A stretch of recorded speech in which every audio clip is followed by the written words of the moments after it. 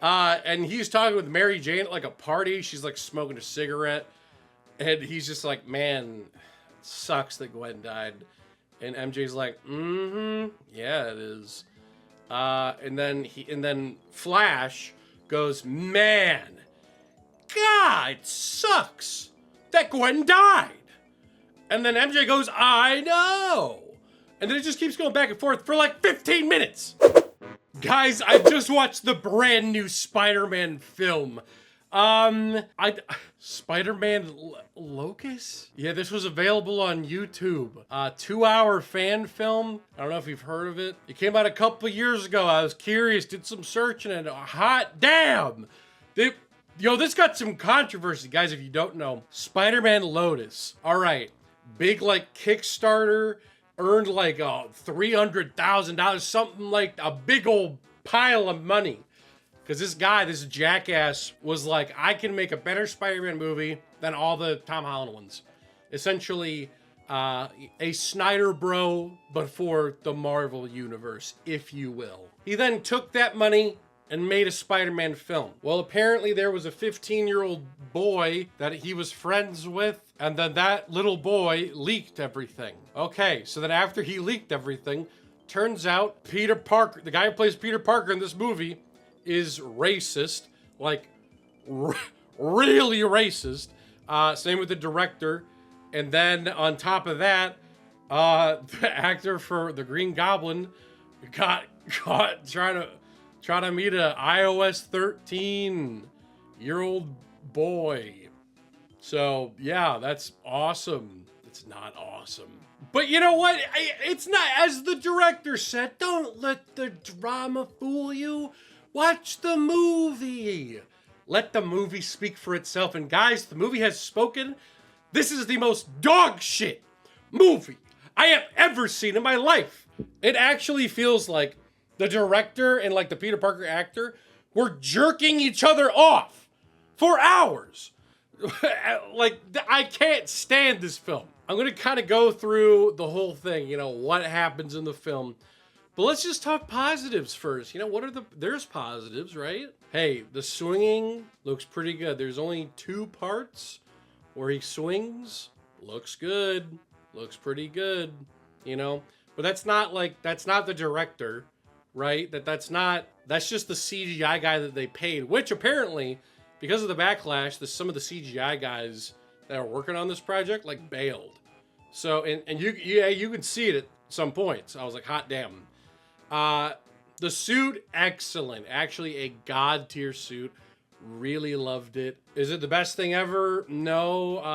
But you know what? If I had to, I'd say it's like a top 10 live action suit. And you know what? Final positive, the Shocker fight, while incredibly cringe, especially in the writing department, they cannot make jokes.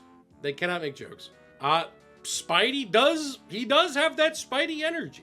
Like how they were, flipping around and doing stuff, it felt like a cheap Spider-Man movie, But it's too bad that Spidey energy is absent from the rest of the film. Gotta hold my cat with one hand. Okay, negatives. Literally everything else. The entire film, again, aside from that Shocker fight, is just sad people talking about people dying. Okay, so here's how the film goes. The scene opens up, all right? It's Spidey swinging in, and there's oh my gosh, there's Harry, there's MJ, there's Gwen.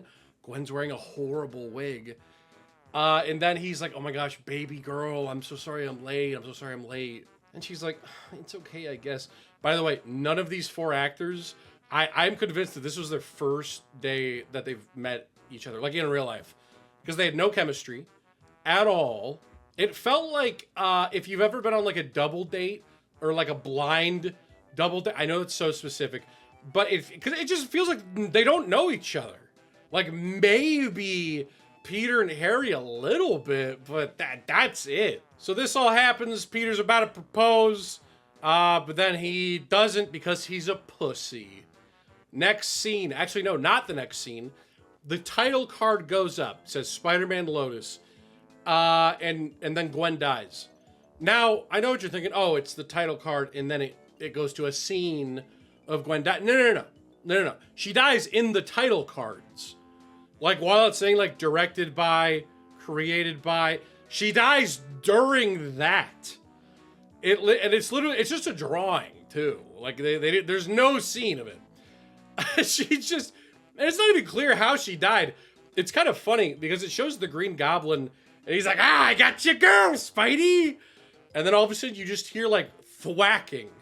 So I just assumed my boy picked her up by the legs and was just thwacking her against a wall. So yeah, I mean, hey, she gone. And then the next scene after that, because again, that wasn't a scene, that was just the title card. Right after that, it's literally the rest of the movie. Nothing happens for the rest of the film. It's 2 hours of people talking about what happened during the title card sequence. Gwen dies in the title card sequence, and then 2 hours of the film is them talking about what happened in the title card sequence. What? What are you doing?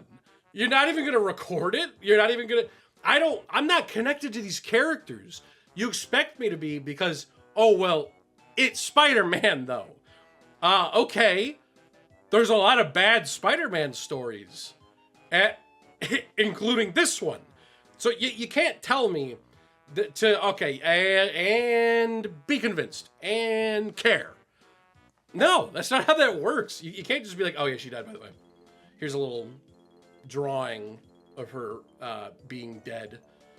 And you're just gonna leave it at that? All right, that's fine. I'll get back into the people being sad thing, but first I just want to point out the number 2 thing that a lot of people talk about with this. There's a little boy, he's terminally ill, he's got cancer or something. It just says terminally ill. Camera zooms in on it like terminally ill. That's sad. No one wants to be terminally ill. That's called cheap writing. Supergirl did that too, where it's like, oh my gosh, the dog could die. It's like I hate this cheap writing where it is just the most lazy thing. Like I could write a story right now, like me personally.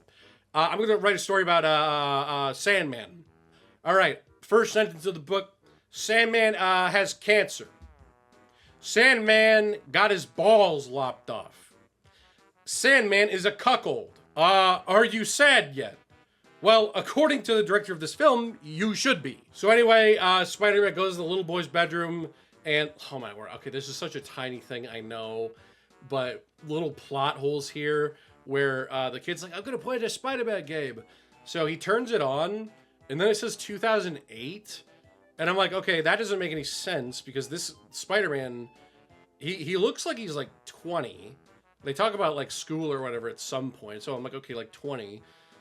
So if this is 2008, then how old would this Spider-Man be? He would have had to have been on the scene for like a long time, but that's not translated to you. It seems like this is a young Spider-Man that's just now on the scene. Like he's fighting the Shocker. Like that's some early bird shit. But anyway, that's not entirely what pisses me off. What really gets me is the fact that the game he plays is a real Spider-Man game. And it is literally a plug and play, not from 2008, but from like 2002. So that just got me there. I was like, oh, the laziness, the audacity. I was like, you can't even like, just don't even play. Oh, plus, no, the kid's watching the 90s Spider-Man cartoon. Are you kidding? That doesn't make any sense either.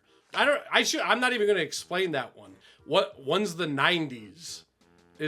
Do I need to explain more? This is obviously not, he's a smartphone. Okay, like, he was not around in the 90s. This specific Spider-Man was not around the 90s.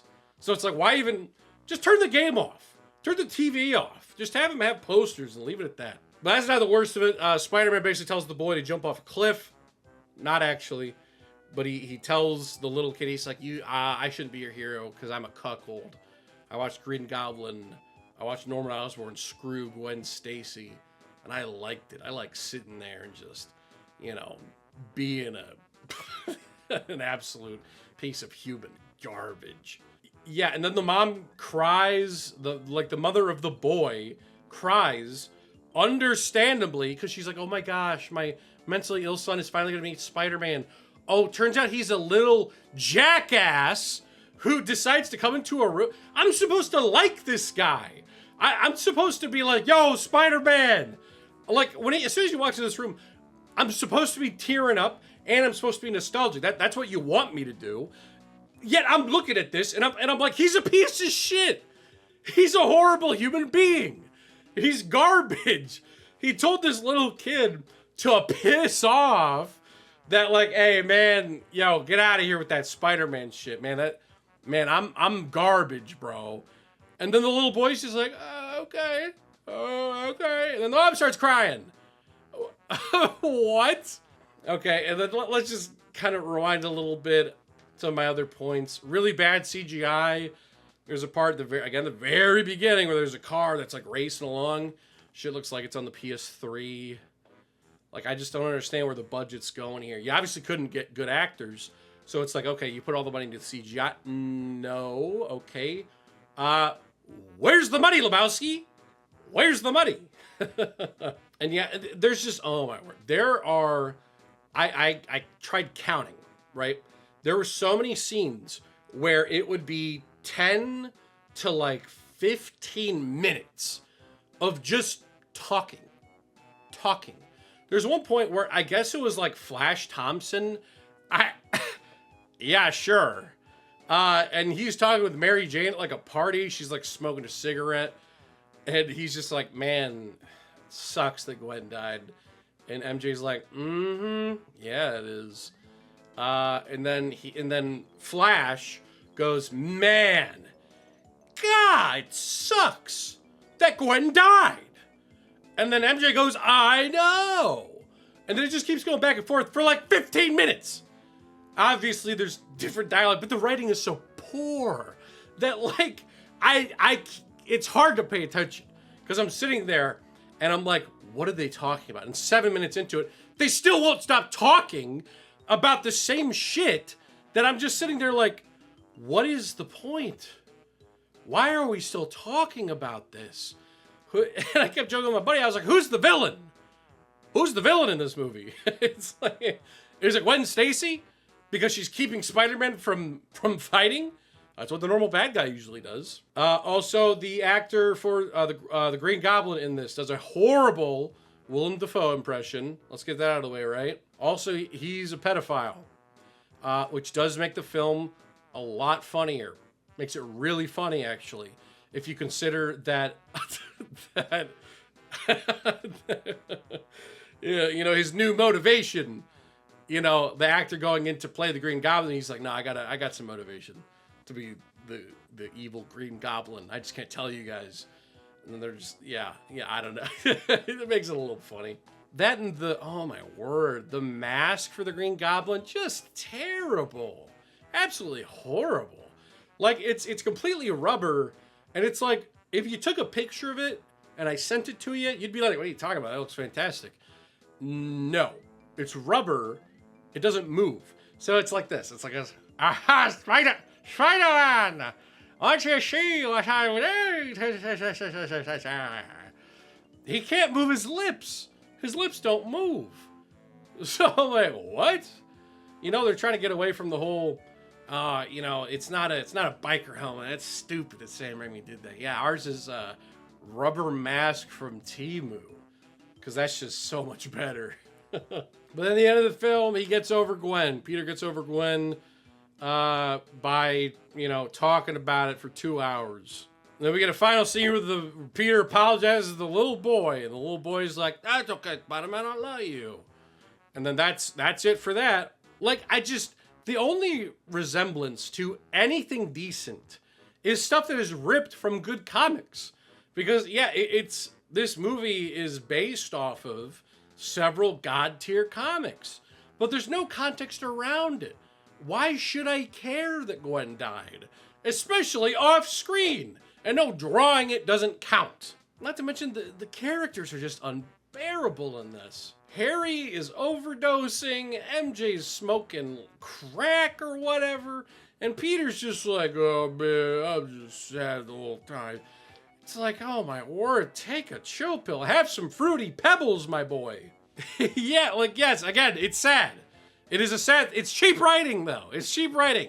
So it's not sad. But the worst thing about this film, and yes, 100% serious, is yes, Gwen Stacy's wig. What is that? Guys, this is a 1 out of 10. I can't with this. There's no redeeming qualities. The swinging looks fine. That's not the movie though. That's whatever. That's whatever. And guys, we'll see you next week for Hulk 2003.